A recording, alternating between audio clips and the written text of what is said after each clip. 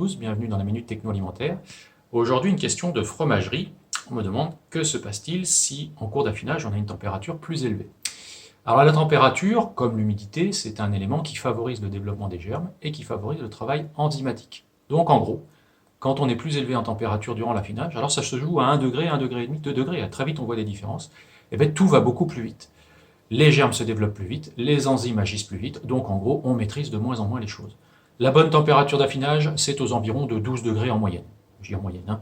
Pour faire simple, si vous voulez quelques repères, c'est toujours discutable, mais bon, ce sont toujours des repères.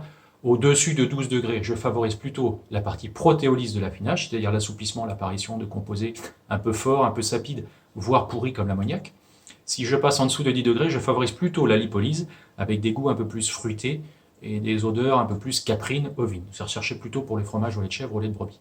Donc affinage au-dessus de 12 degrés ou en dessous de 10 degrés, sachant que la température moyenne et qui passe partout, c'est 12 degrés. Il y a quelques cas où on fait des affinages à chaud, c'est notamment pour les mentales, où on passe à des températures supérieures à 15, 16, 17, 18 degrés pour favoriser les ouvertures et le développement des germes propioniques pendant quelques semaines. Mais on fait ça après un passage en cave tempérée pour commencer à assouplir la pâte. Parfois, on a une température d'affinage qui est légèrement supérieure en tout début d'affinage, 13-14 degrés pendant quelques heures, pour favoriser le développement des levures. On appelle plutôt ça une phase de levuration. Donc pour faire simple, si on prend les affinages les plus complexes en pâte molle, 13-14 degrés pendant quelques heures juste après démoulage, après salage, ensuite on reste à 12-13 degrés, et puis on baisse à 10-11 degrés juste avant emballage pour sécher et croûter un petit peu avant d'emballer pour éviter les phénomènes de catalyse de croûte dans l'emballage. Voilà, si vous voulez tout savoir sur l'affinage des fromages, c'est pas compliqué, il y a des écoles spécialisées là-dessus, ce sont les ENIL, dont celle de Survert.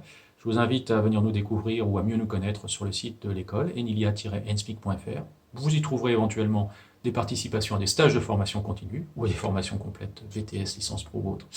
Et quant à moi, je vous dis à bientôt pour une nouvelle Minute Techno Alimentaire.